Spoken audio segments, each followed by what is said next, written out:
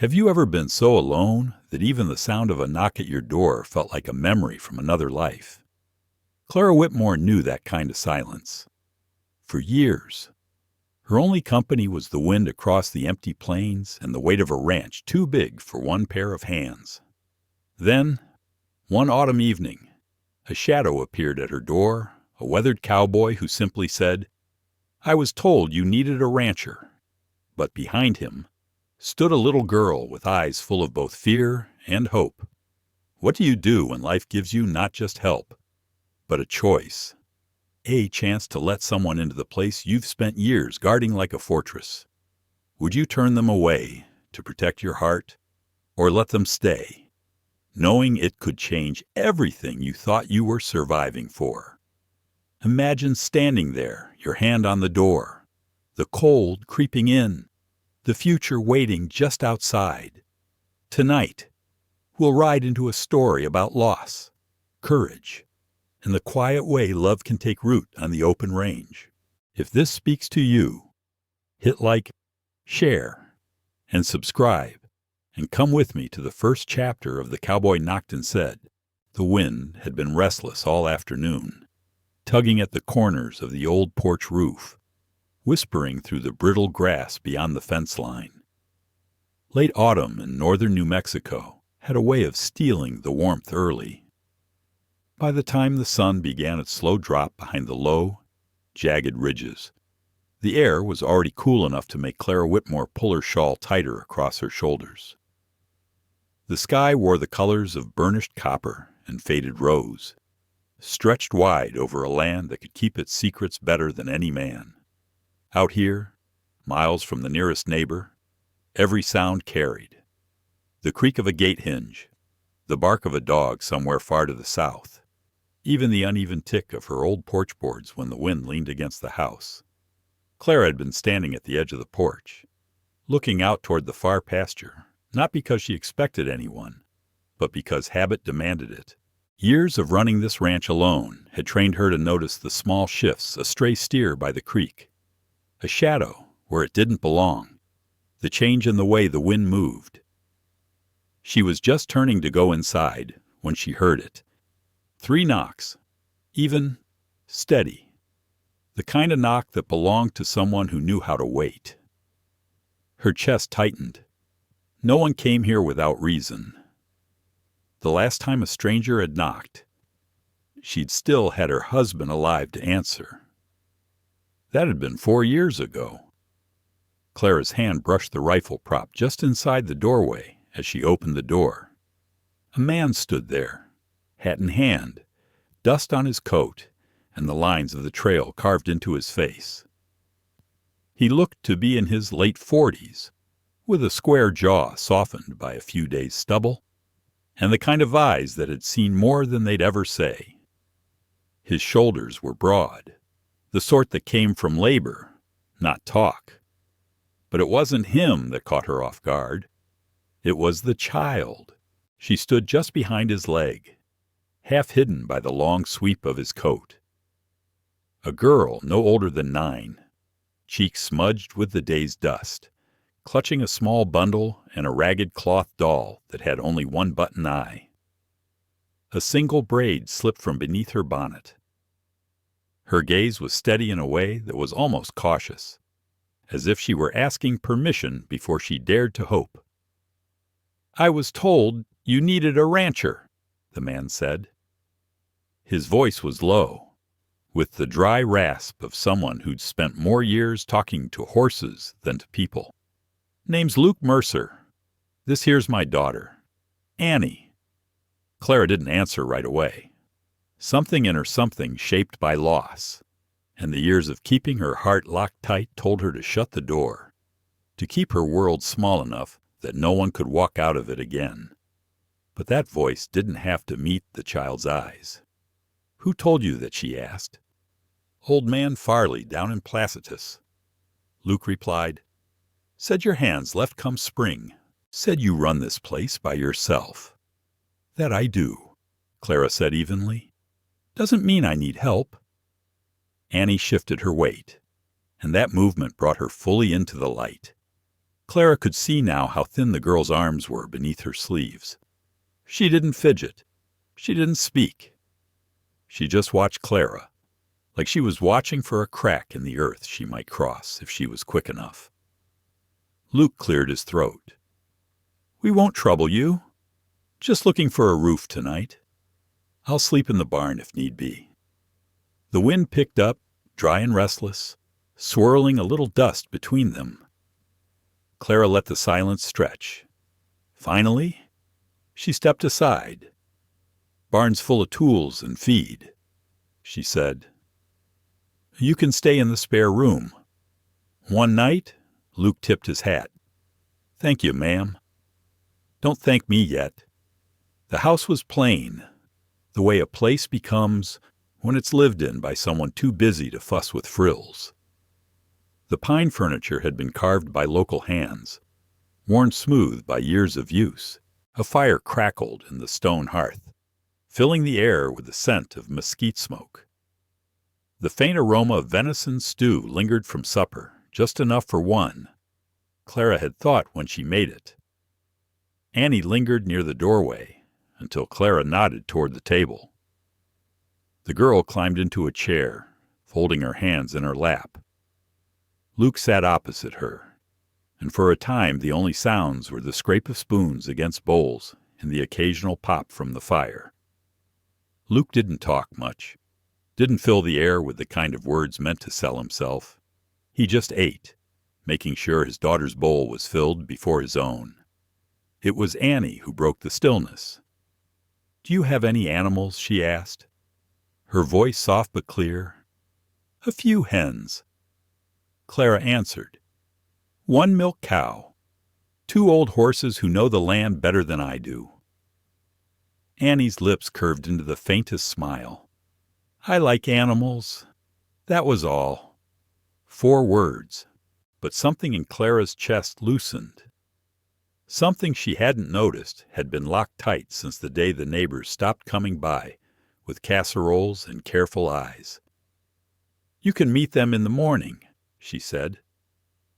Annie looked to her father. Luke gave a small nod, and the girl turned back to Clara and whispered, "Thank you. Later." Clara showed them to the spare room. It had been used only once since better times back when family still made the trip out from Santa Fe. The cedar scent lingered faintly, mingling with the dust of years. "I'll fetch you water," Clara said. Luke stood in the doorway a moment longer. "I appreciate it, Mrs. Whitmore. We'll be gone at first light if you say so." She paused, one hand on the doorframe. "We'll see come morning." When the door clicked shut behind her, Clara stood in the hallway, staring at nothing in particular. There was a different kind of warmth in the house tonight, not just the fire's heat, but something quieter, something that, for the first time in years, made her notice the sound of someone else breathing under her roof. Morning came pale and gold, sliding across the worn floorboards and settling in soft pools against the walls. Clara Whitmore had been awake since before the rooster called, the way she had every day since her husband died. Habit, she supposed, was the one partner who never left. She lit the stove, fed the fire, and stepped outside into the thin chill. The grass was brittle under her boots, the air sharp enough to wake every nerve in her skin. Off in the east pasture, the milk cow shifted in her pen, waiting for the day to start. The hens scratched lazily at the ground, feathers ruffled against the cold. From the corner of her eye, she caught movement by the barn. Luke Mercer was already there.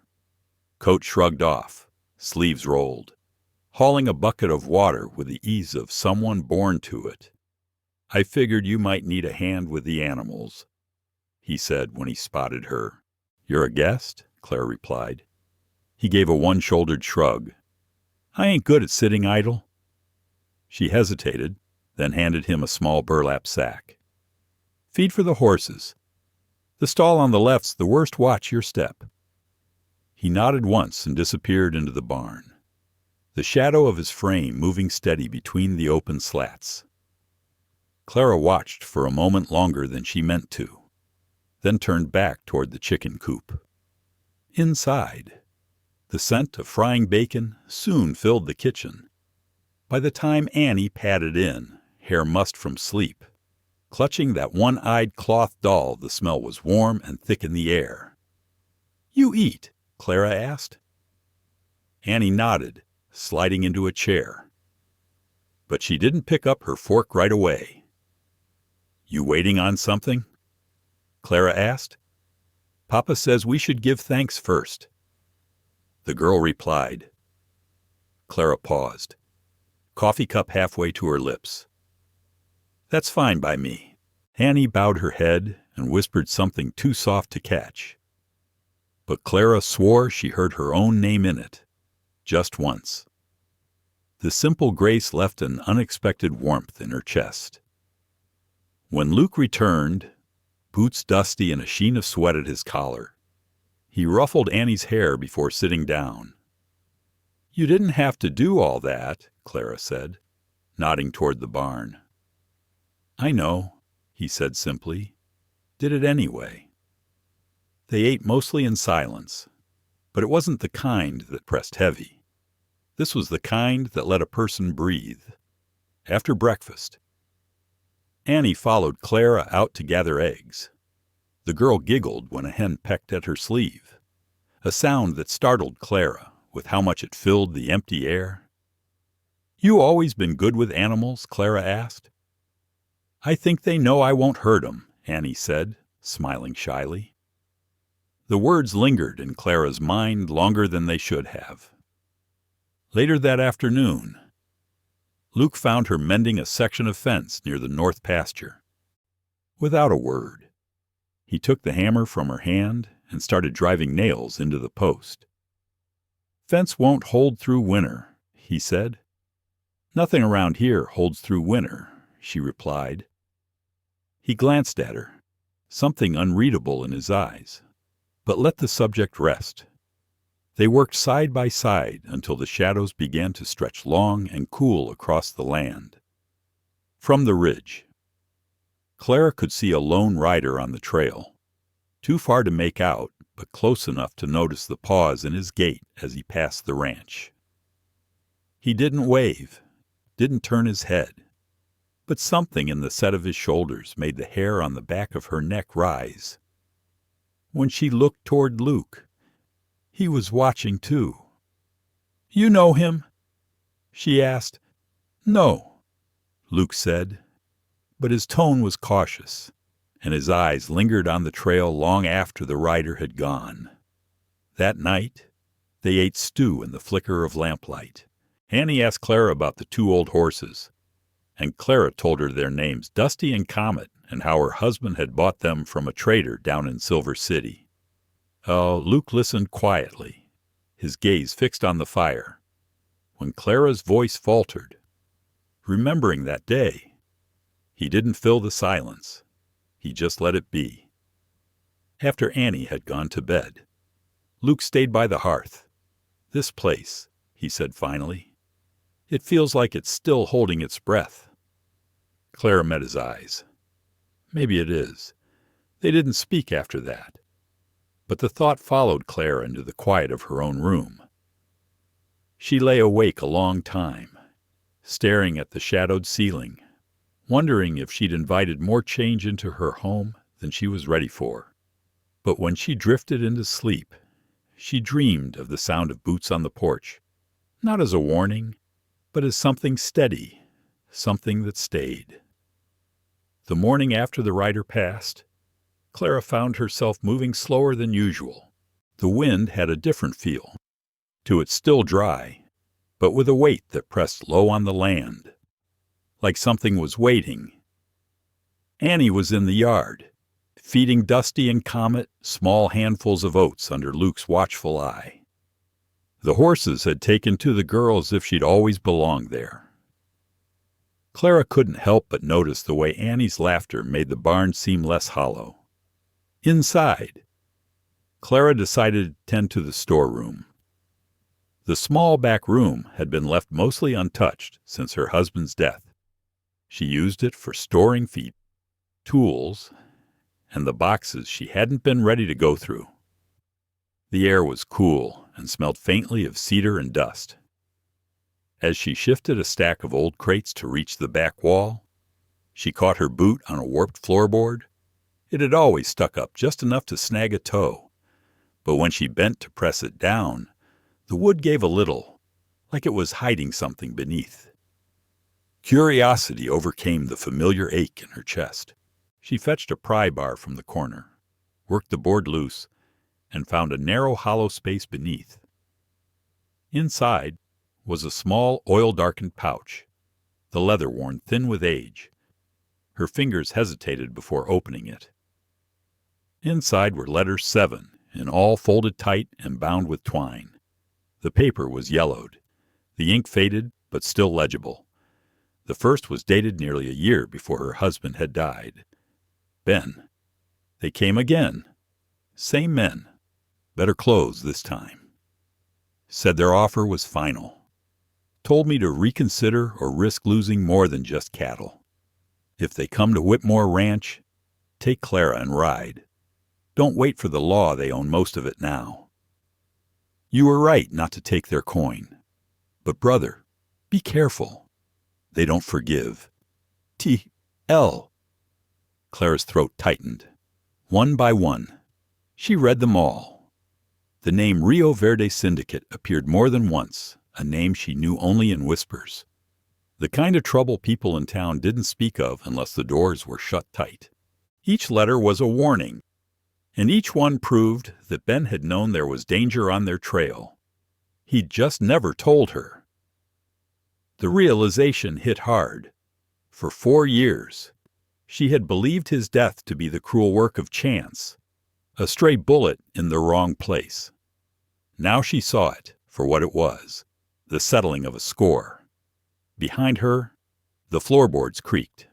She turned to find Luke standing in the doorway, the brim of his hat casting a shadow over his eyes. "You all right?" he asked, voice low. She held up the letters. "I found these." He stepped closer, taking one gently from her hand. His brow furrowed as he read, jaw tightening. "Rio Verde," he muttered. "They've poisoned land deeds from here to Arizona. I lost a neighbor to them, once refused to sell his orchard. A week later, his well caught fire. Water turned black." Clara stared at the letters again. "He never told me," she whispered. "Not one word." Luke looked at her steadily. "He thought he was protecting you. Some men carry the weight alone, thinking it'll keep the people they love safe." Her hands trembled as she gathered the letters back into the pouch. "If they know this ranch is still mine, they could come again. For me. For Annie." "Then we don't let them," Luke said. "Simple as stating the weather." She gave a short, humorless laugh. "I know a man," he said. "Thaddeus Carter. Used to ride the circuit as a lawyer before the war. Knows land law better than any judge in this territory. If there's a legal way to shut Rio Verde out, he'll find it." Clara hesitated. She'd kept to herself for so long. The idea of dragging her troubles into daylight felt like inviting a storm. "Going to Carter means making it real," she said. "Means making enemies." "You already have enemies," Luke replied. "Might as well have allies, too." For a moment, the room was silent except for the faint cluck of hens outside. Clara slipped the pouch into her coat pocket and drew a slow breath. "All right," she said. "We leave at first light." Luke gave one firm nod. "I'll saddle the horses." That evening, Clara lingered on the porch. The land stretched dark and quiet before her, the horizon glowing faintly with the last of the sun. Luke was inside, helping Annie tidy the kitchen. She could hear their voices through the open window, Annie's small, bright laugh, Luke's low murmur. Clara's mind kept circling back to the letters. She could almost see Ben's handwriting, hear the way he'd sign his name quick and sharp. She wondered how many nights he'd sat by this same fire, choosing silence over truth. When Luke came out to join her, he didn't sit right away. He stood at the railing, looking out at the land as if measuring its worth. "You sure about tomorrow?" he asked. "No," she admitted, "but I'm going anyway." He smiled faintly. "That's the right answer."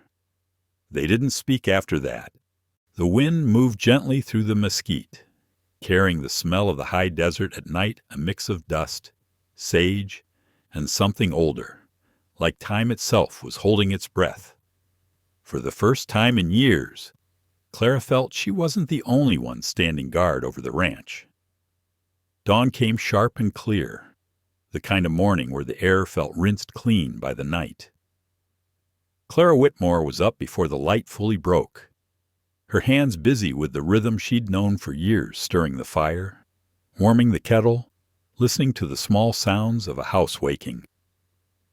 She stepped outside with her coffee, letting the steam curl into the cool air. Luke was in the yard, checking the cinch on Dusty's saddle. Annie sat cross-legged on the porch steps, braiding a strip of calico into her doll's dress. They were supposed to ride to Mesa Ridge that morning. The plan had been made quietly, with the weight of the letters still fresh between them, but Clara felt it before she heard it hoofbeats, slow and deliberate, approaching from the south. The sound tightened something in her chest. Out here, a man didn't ride so measured unless he wanted to be noticed. A rider came into view along the fence line, tall in the saddle, his coat a rich brown that looked too fine for ranch work. His boots gleamed in the morning sun, his gloves as clean as if they'd never touched a bridle.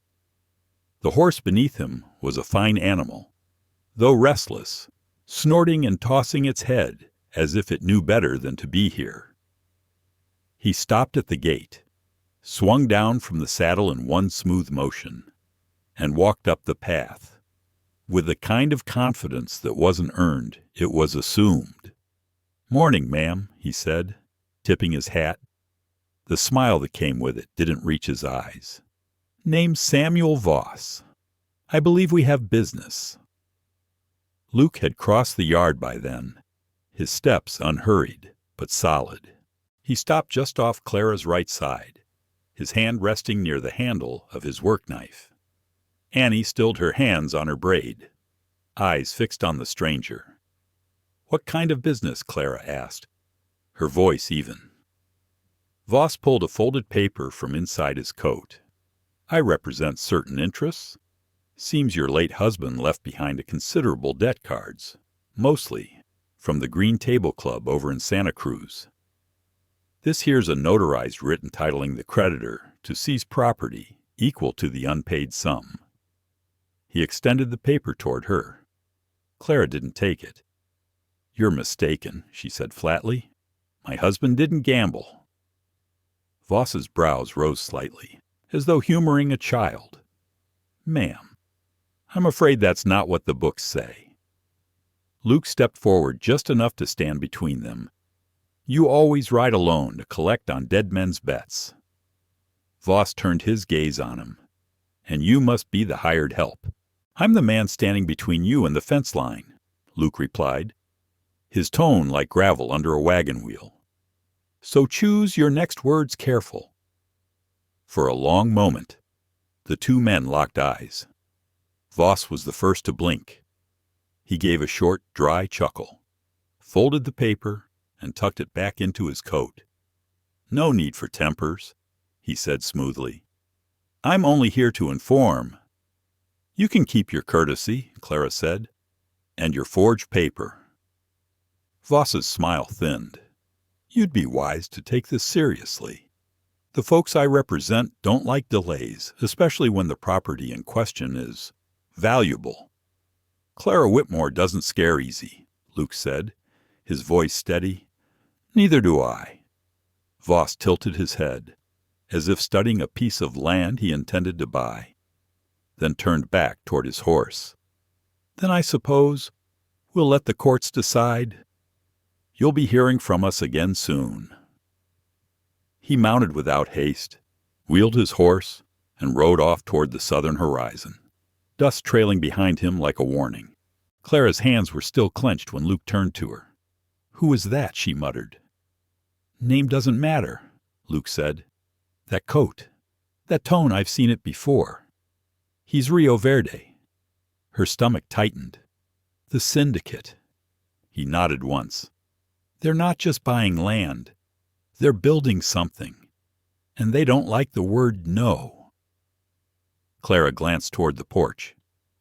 Annie stood at the edge, her braid half finished, fingers frozen mid-twist. The girl's eyes were wide. But she didn't say a word. "We can't let them take this place," Clara said. "We won't," Luke replied. "But we need more than grit. We need proof paper stronger than their lies." She drew a slow breath. "Then we go to town. Carter will know what to do." Turning to Annie, she softened her voice. "Pack your things, sweetheart." "Are we leaving forever?" Annie asked. Clara knelt beside her, smoothing a strand of hair from her face. "No. We're just going to remind some men that this land already has a name on it. Ours." By late afternoon, the sky had shifted. The bright clarity of morning had given way to a haze along the horizon, as if the air itself was holding its breath. Luke checked the horses twice, making sure their tack was solid. Clara packed the letters into the inside pocket of her coat, close enough to feel the weight of them. They left before the sun rose the next day, riding hard under a copper-streaked sky. Luke led, his eyes scanning the trail ahead. Clara and Annie followed close behind. The old trail to Mesa Ridge curved through a pass of rock and brush where the shadows came early and stayed late. They made 15 miles by noon, stopping only once to water the horses and share a strip of jerky. Annie stayed quiet, her gaze fixed ahead as though she could see the town already waiting for them. Clara tried to keep her mind on the rhythm of the ride, but she couldn't shake the memory of Voss's smile. It wasn't the smile of a man who needed to win. It was the smile of a man who thought he already had. The trail to Mesa Ridge wound like a narrow ribbon between walls of sandstone and twisted juniper. Locals called this stretch Coyote Pass, and Clara Whitmore had never liked it. The turns were too tight, the cliffs too close. If trouble was waiting, you wouldn't see it until it was already on you. The air was still in that unnatural way that makes a rider pay attention. Even the horses' ears were twitching more than usual, catching sounds Clara couldn't yet hear. Luke Mercer slowed his pace, raising a hand without looking back. Clara brought her mare up alongside him. Annie rode just behind on Dusty, her small frame straight in the saddle, eyes sharp for a child of 9. "You hear it?" Luke asked quietly. Clara tilted her head, listening. It came then, a faint metallic click, the kind you only recognized if you'd spent time around rifles. Her stomach tightened. "Up top," Luke murmured. Before Clara could answer, the first shot rang out. The report echoed hard off the canyon walls, and a puff of dust kicked up inches from Luke's boot. The horses danced sideways, hooves scraping against loose stone. Down Luke barked. Clara swung off her horse, yanking Annie down with her. The girl stumbled into the shadow of a boulder, clutching her doll with white knuckles. From the ridge above, a second shot cracked the air. Luke drew his Colt in a smooth, practiced motion and fired back toward the rocks. 3 of them, he called. Poor aim, but they've got cover. Clara's mind ran hot and sharp. The pouch with the letters thudded against her chest if Rio Verde wanted them.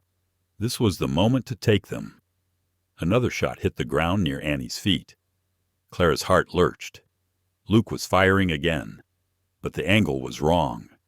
They were being herded, pinned against the rock face. Then a shadow broke from the brush on their right, a rider charging hard down the slope. His revolver was raised, and his eyes were locked on Annie. Clara didn't think. She reached for the Winchester still strapped to her saddle. Her hands moved on muscle memory she hadn't called on in years. Lever, shoulder, breathe, squeeze. The rifle cracked like thunder in the still air. The man tumbled from his horse, hitting the ground with a heavy thud and a curse that echoed against the stone. The horse bolted past, reins flying loose. For a moment, the world went silent except for the pounding in Clara's ears. The rifle was still warm in her hands, smoke curling from the barrel. She hadn't fired a shot since the night Ben died. Annie stared at her, eyes wide and wet. Then, without a word, the girl launched herself forward, wrapping her arms around Clara's waist. "Mama," she whispered into Clara's coat. The word hit harder than the recoil. Clara froze, breath caught in her throat. The child's face was pressed into her side, small and fierce and certain in her grip. Luke's boots crunched over gravel as he came to them. His face was smeared with dust and sweat, his Colt still in his hand, but lowered now. "You all right?" he asked, scanning Clara, then Annie. Clara nodded, but the sound stuck in her throat. She knelt, still holding Annie close. "We're okay." She managed. Luke crouched beside them, his hand finding Clara's back in a steady, grounding weight. His eyes met hers for a beat. No words needed. A shout rang from the ridge, one of the gunmen cursing. Luke turned, firing a single shot. The sound ricocheted off the canyon walls, and then there was silence. The last man dropped his weapon and scrambled into the brush, crashing away like a spooked jackrabbit. They stayed still for a long moment. The three of them pressed together in the narrow shade. Clara could feel Annie's heart beat against her own, quick as a hummingbird's. Luke was the first to move, standing to scan the ridge. "Clear," he said finally. He offered Clara his hand, pulling her to her feet. The horses, jittery but unhurt, were already circling back down the trail. When they mounted again, Claire kept Annie in front of her on the saddle. The girl leaned back against her, still holding the cloth doll, but her grip on Clara's arm didn't loosen the whole ride. They rode in silence for several miles. Only when the canyon walls opened into wide desert again did Clara let herself breathe all the way down to her boots. By the time the rooftops of Mesa Ridge came into view, the sun was leaning toward late afternoon. The town wasn't much, just a few dusty streets lined with low buildings, a windmill creaking somewhere behind them, but to Clara it looked like the safest place in the world. Luke guided them straight to the courthouse, a squat building of adobe and pine. Thaddeus Carter was waiting on the steps, his coat buttoned neat, his eyes sharp behind gold-rimmed spectacles. "Got your message," he said without preamble. "You weren't wrong.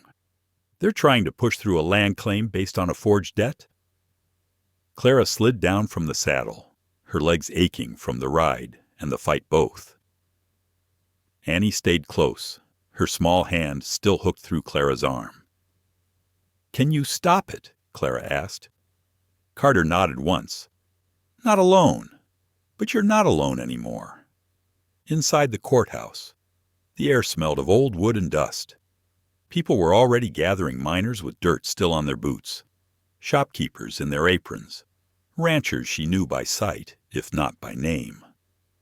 Some nodded at her as she passed. Others said nothing. But their presence was its own kind of greeting.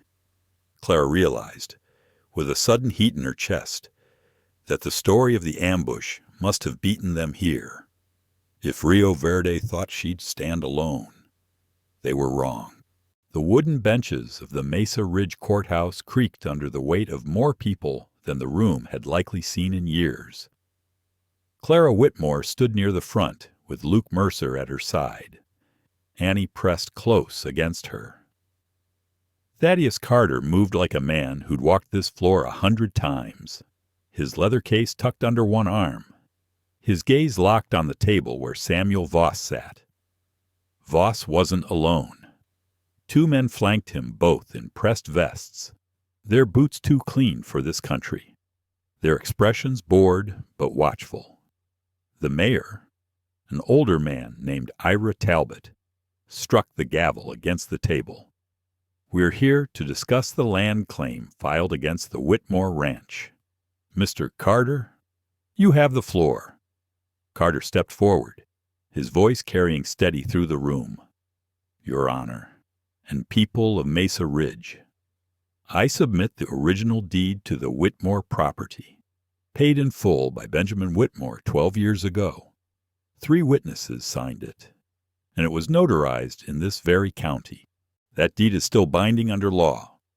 He laid the document on the table, the heavy parchment making a soft slap against the wood. Voss leaned back, folding his arms. "The matter isn't the deed, it's the debt. The late Mr. Whitmore owed a substantial sum to the Green Table Club, and that debt now falls to his estate." "That debt is a fabrication," Carter replied sharply. "And I have here—" He pulled another paper from his case letters recovered from the Whitmore property, and they detail an ongoing campaign of coercion and threats by the Rio Verde Syndicate, aimed at forcing Mr. Whitmore to sell. These letters are signed by men in this very territory, some of whom are here today. A low murmur ran through the crowd. Voss's eyes flickered, just for a heartbeat, before his smile returned. Hearsay and desperation. That's all this is. Carter turned to the benches. "How many of you have been approached by Rio Verde, offered money for your land, threatened, perhaps, for a moment?" There was only stillness. Then a hand rose in the back, old Sam Blakely, who ran cattle on the East Ridge. Then another Mrs. Harper, the schoolteacher. Then more. Within seconds, over half the room had their hands in the air. Carter faced the mayor.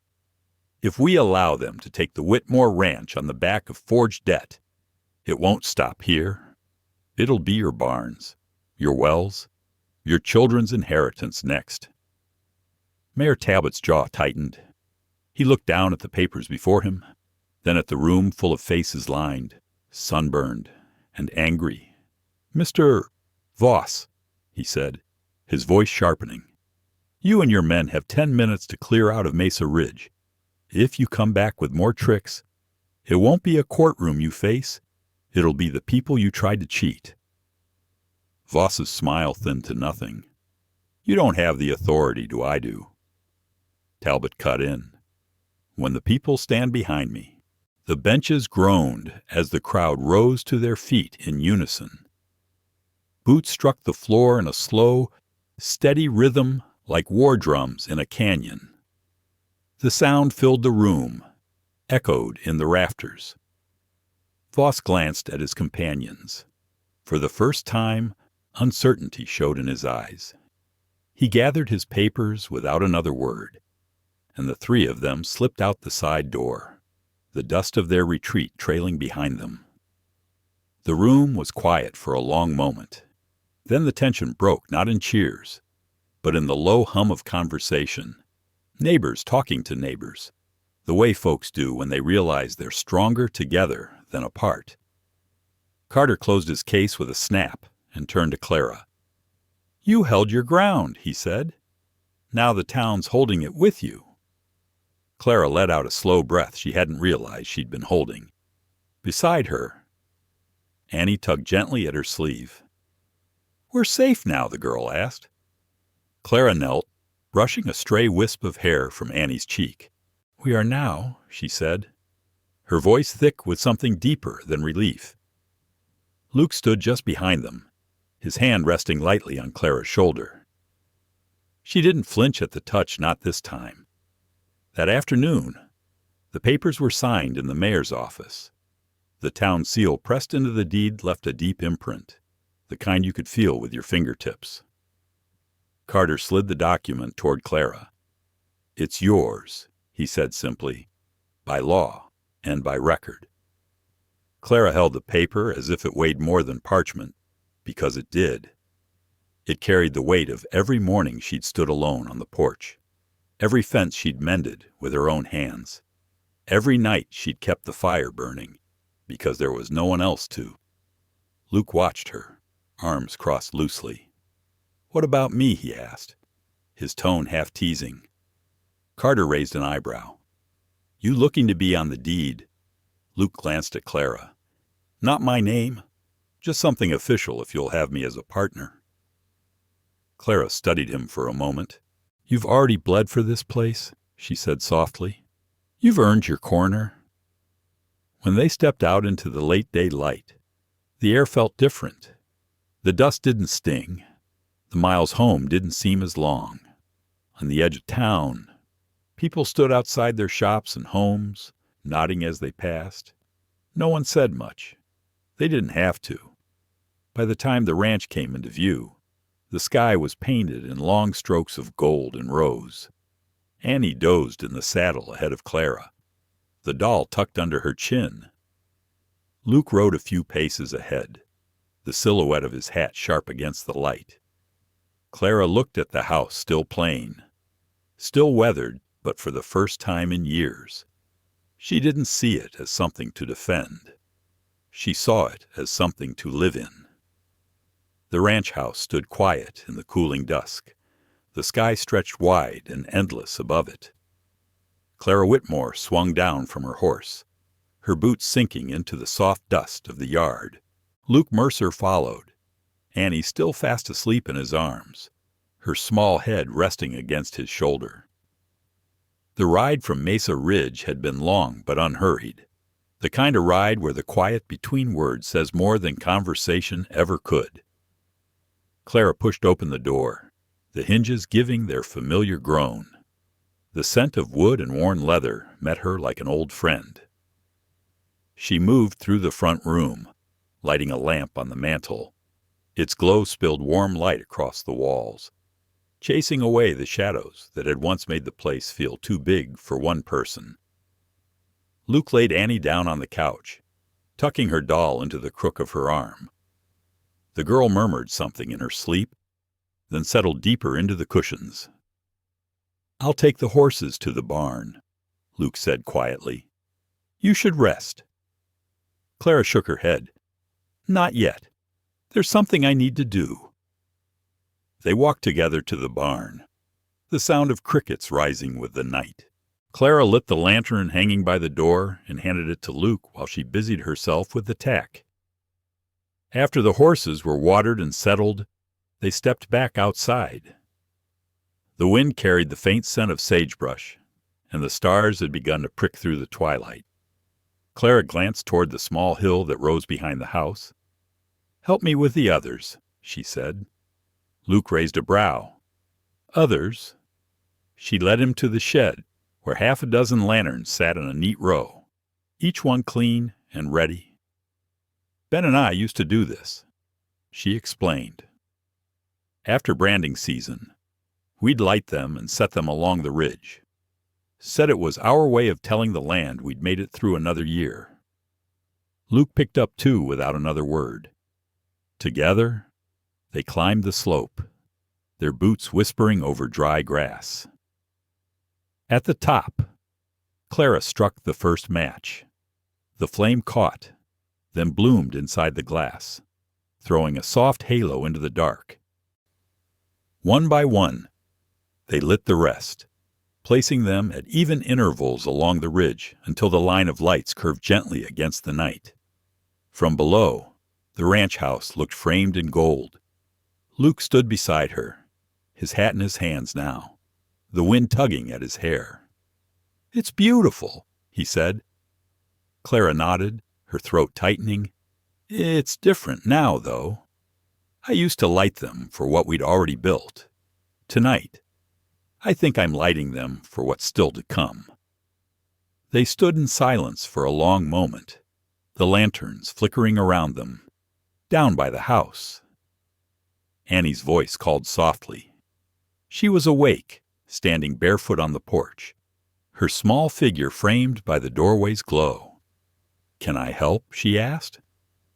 Clara's chest ached in that strange way it does when happiness brushes against something tender. She held out her hand. "Come on up."